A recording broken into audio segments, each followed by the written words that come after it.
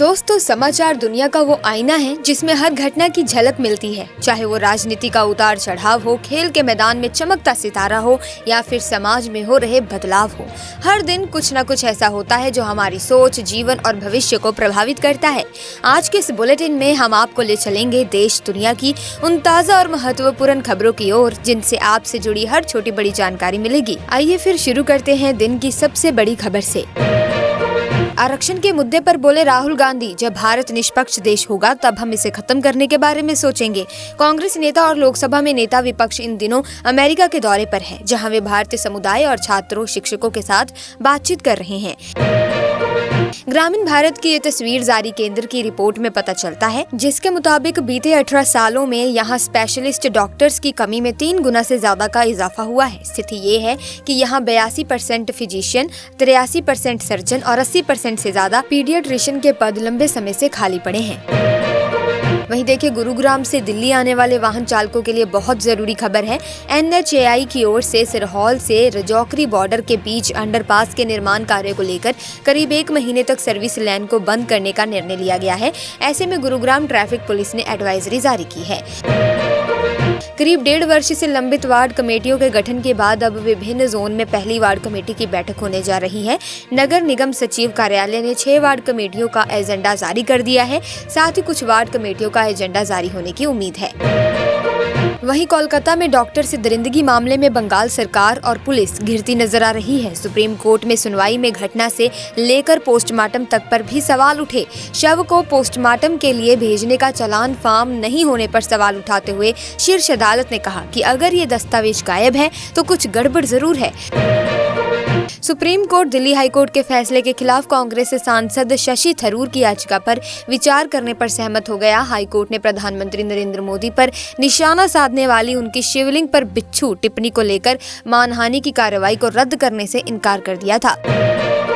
वहीं रक्षा क्षेत्र में सेल्फ रिलायंस की तरफ देश ने एक और कदम बढ़ाया है। रक्षा मंत्रालय ने लड़ाकू विमान सुखोई 30 MKI के 240 एरो इंजन की खरीद के लिए सार्वजनिक क्षेत्र की aerospace company Hindustan aeronautics limited के साथ 26,000 करोड़ रुपए का समझौता किया। दोस्तों, खबरों का सिलसिला इसी तरह से पूरी वीडियो में चलता रहेगा, लेकिन आपसे गुजारिश है कि इस चैनल को सब्सक्राइब करके बेल आइकन को प्रेस कर लीजिएगा ताकि नई वीडियोस की अपडेट आपको मिलती रहे। और साथ ही आप किस राज्य से हमारी इस वीडियो को देख रहे हैं, कमेंट सेक्शन में बताना ना भूलें।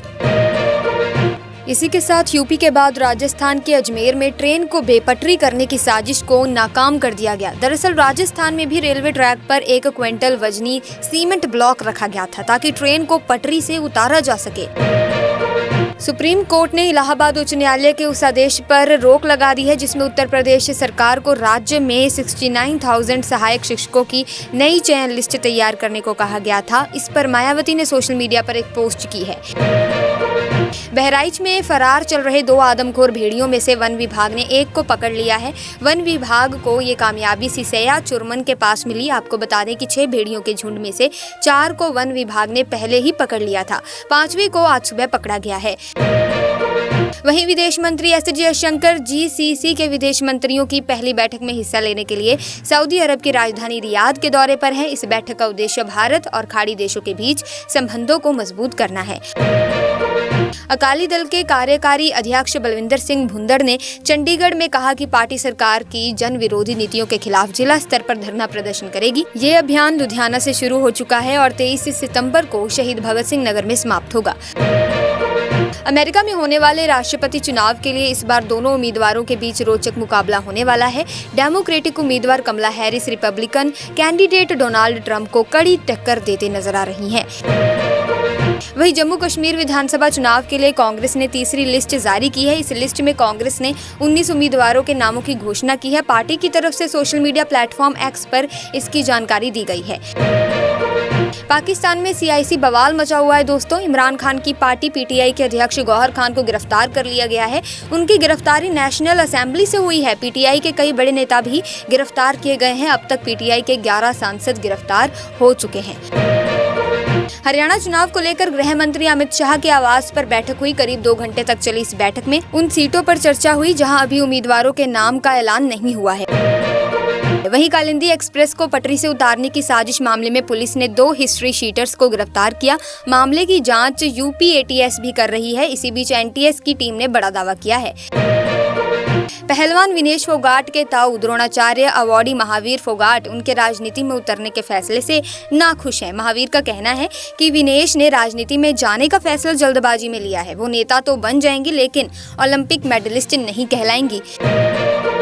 दिल्ली सरकार ने वायु प्रदूषण के रोकथाम के तहत राजधानी में पटाखे का उत्पादन, बिक्री और भंडारण पर पूरी तरह से प्रतिबंध लगा दिया है। इसके साथ ही किसी भी तरह के पटाखों की ऑनलाइन बिक्री और डिलीवरी पर भी बैन रहेगा। इसी के साथ अब राहुल गांधी की भारत जोड़ो यात्रा की तर्ज पर मध्य प्रदेश कांग्रेस किसान न्याय यात्रा निकालने जा रही है। इसकी शुरुआत मंदसौर से करेगी। इसके साथ हर जिले से यात्राएं निकाली जाएंगी। मुंबई में डब्बा वाले बकायदा एक खास यूनिफॉर्म पहनकर अपना काम करते हैं। इन्हें आमतौर पर सफेद रंग का कुर्ता पायजामा, सिर पर गांधी टोपी, गले में रुद्राक्ष की माला और पैरों में कोल्हापुरी चप्पल पहने देखा जा सकता है। केरल के स्कूली बच्चे अंग्रेजी की किताबों में इनकी कहानी भी अब जानेंगे। वहीं दिल्ली एम्स के नए ओपीडी ब्लॉक में तंबाकू नशा मुक्ति क्लिनिक शुरू होगा। तंबाकू और स्मोकिंग की लत से जूझ रहे लोग इस क्लिनिक में पहुंचकर डॉक्टरों से मेडिकल सलाह ले सकते हैं। तंबाकू की लत छुड़ाने के लिए मरीजों की मानसिक काउंसलिंग के साथ साथ दवाएं भी दी जाएंगी।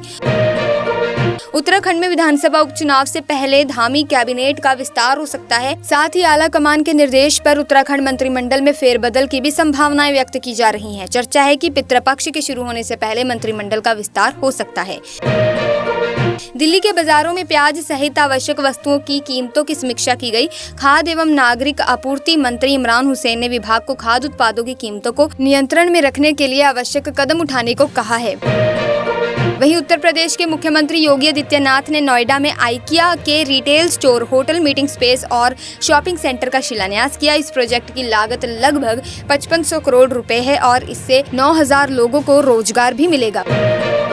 वहीं श्रीलंका ने इंग्लैंड को तीसरे और आखिरी टेस्ट में 8 विकेट से हराया। इससे पहले श्रीलंका ने इंग्लैंड के खिलाफ उन्हीं के हाउस पर 2014 में टेस्ट मैच जीता था। अब 10 साल बाद इतिहास दोहराते हुए श्रीलंका ने एक बार फिर इंग्लैंड को उन्हीं के हाउस टेस्ट मैच में हरा दिया है। कश्मीर में जमात चुनाव के जरिए अपने कट्टरपंथी एजेंडा को आगे बढ़ाने की कोशिश कर रही है, तो अब वक्फ संशोधन बिल को मोदी सरकार के विरोध को तेज करने की साजिश रची जा रही है।